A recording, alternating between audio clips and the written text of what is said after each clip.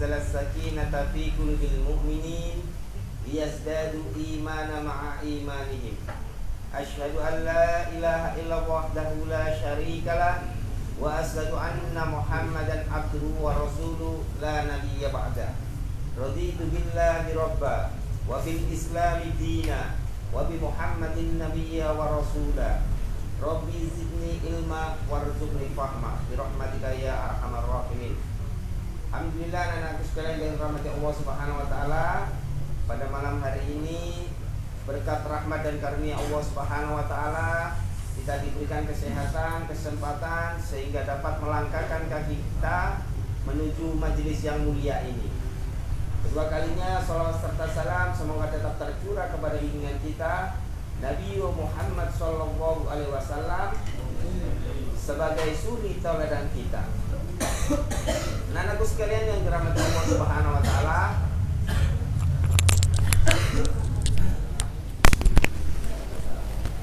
pada malam hari ini kita akan mempelajari 100 hadis populer untuk hafalan.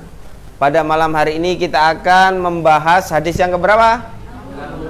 60. Hadis ke-60 itu terkait keimanan seorang muslim itu dinilai dari bagaimana dia mencintai saudaranya. Rasulullah sallallahu alaihi wasallam bersabda, "An Anasin radhiyallahu anin nabiyyi sallallahu alaihi wasallam qala la yu'minu ahadukum hatta yuhibbu li akhihi ma yuhibbu li nafsi."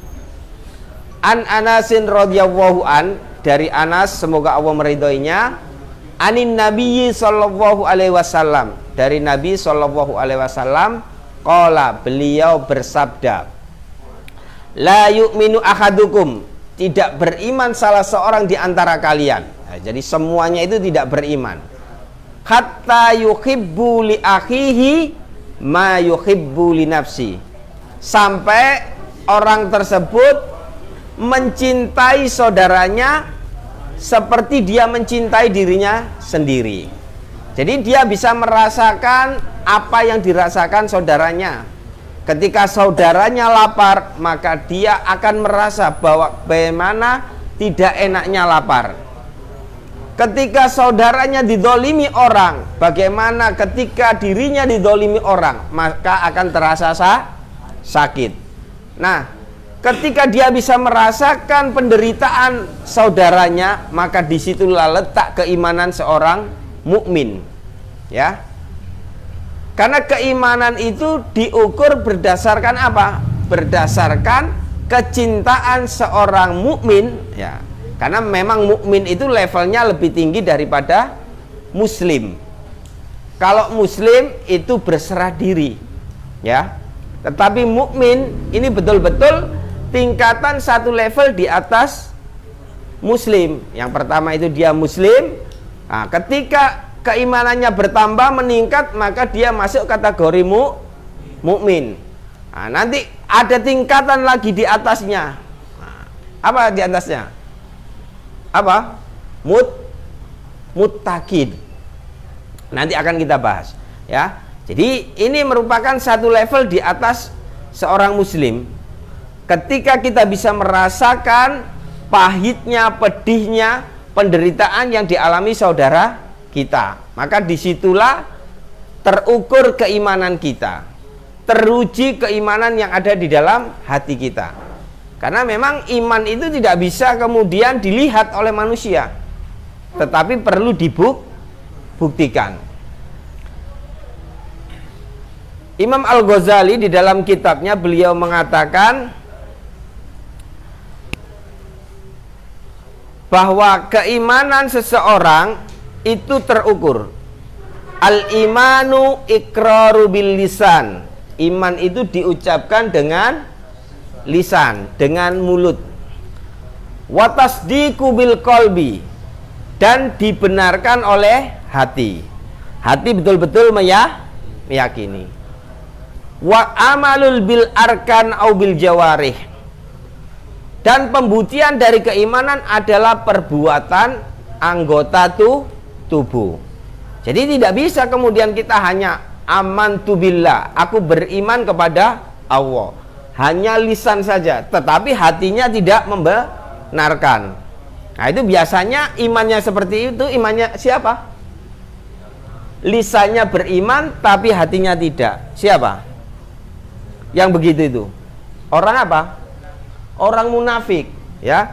Lisannya mengucapkan tapi hatinya mengingkari. Maka Imam Al-Ghazali di dalam kitabnya mengatakan bahwa iman itu terdiri dari 3. Iqraru bil lisan wa tasdiqu bil qalbi, ya. Lisannya mengatakan, hatinya membenarkan. Wa amalul bil arkan au bil jawarih. Dan anggota tubuh ini mengamalkan sepenuhnya keimanan yang ada dalam hatinya. Baru dia dikatakan seorang mukmin.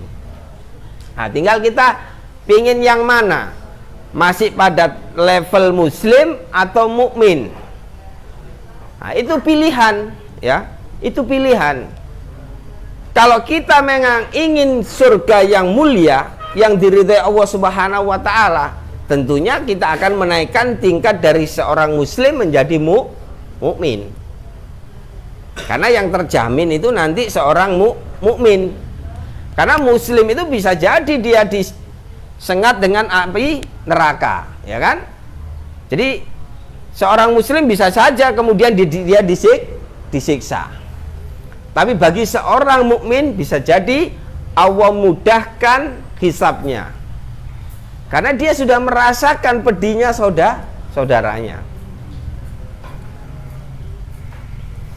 Jadi inilah yang dilakukan Nabi, ya.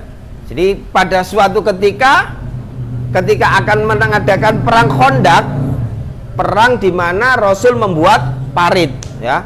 Karena Rasul dan para sahabat pada saat itu minoritas, sangat kecil jumlahnya.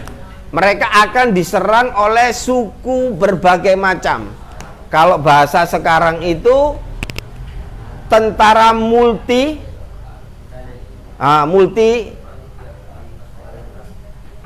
dari berbagai macam negara. Apa namanya?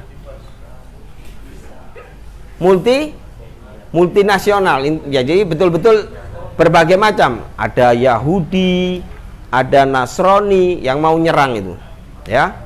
Mau nyerang siapa? Satu musuhnya, kaum muslimin. Maka Nabi karena memang tidak mungkin dia bertahan, beliau membuat parit. Nah, ketika membuat parit itu sahabat itu lapar. Apa yang dilakukan Nabi? Dikasih tahu bahwa untuk mengganjal lapar itu ditaruh batu di dalam sirwalnya, di dalam celananya.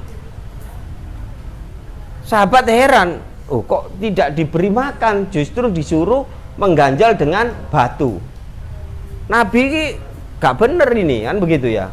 Orang lapar bukan diberi makan, tapi disuruh mengganjal perutnya dengan batu, karena memang tidak ada makanan. Tapi Nabi sangat bijak ketika Nabi memerintahkan sahabatnya mengganjal perutnya dengan satu batu. Ternyata di perut Nabi itu ada 2 batu. Berarti Nabi itu sangat lapar. Tapi memang karena nggak ada makanan, sampai sahabat, ternyata saya salah sangka bahwa Nabi itu mementingkan dirinya sendiri. Tidak, Nabi tidak pernah mementingkan dirinya. Justru yang dipentingkan itu siapa? Umatnya. Nah, kita ini yang dipentingkan, dipikirkan. Nah, kita juga begitu sebagai seorang mukmin untuk bisa merasakan kepedihan, kesedihan saudara kita. Jangan pernah kemudian ketika saudara kita lapar, ketika saudara kita terdolimi, justru kita tertawa di atas penderitaan.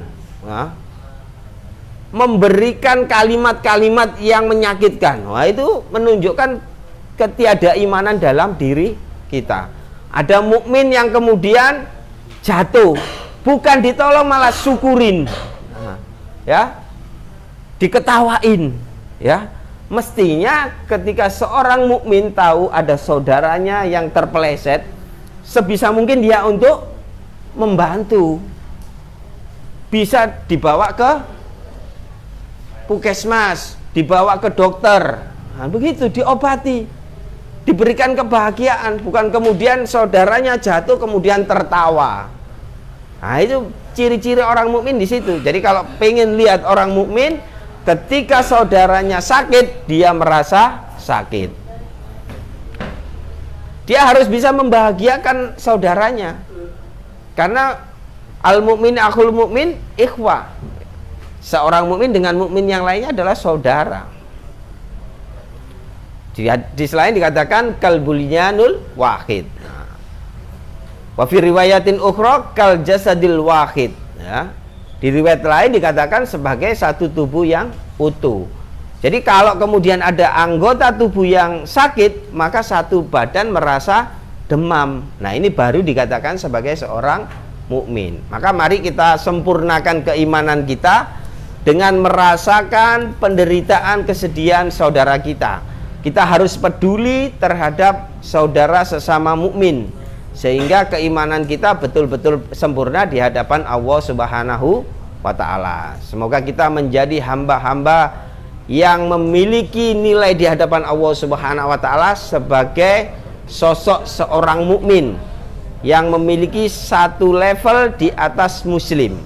Karena muslim itu jumlahnya mungkin puluhan juta, tapi mukmin ini adalah orang pilihan. Maka mari kita tingkatkan kualitas keimanan kita menjadi mukmin yang hakiki, mukmin yang sejati, yang betul-betul peduli sesama mukmin yang lainnya.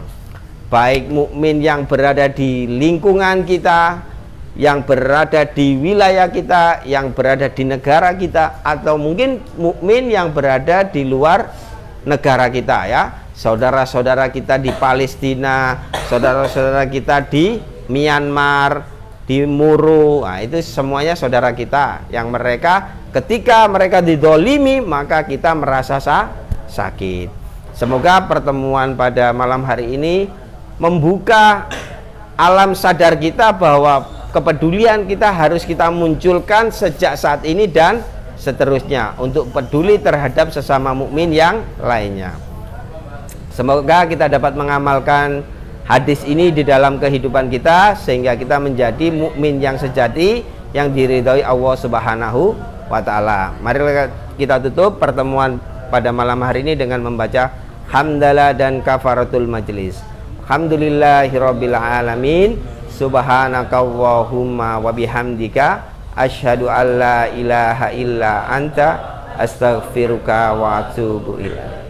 Akhirul kalam, nun wal kalami wa mayasturun. Wassalamualaikum warahmatullahi wabarakatuh.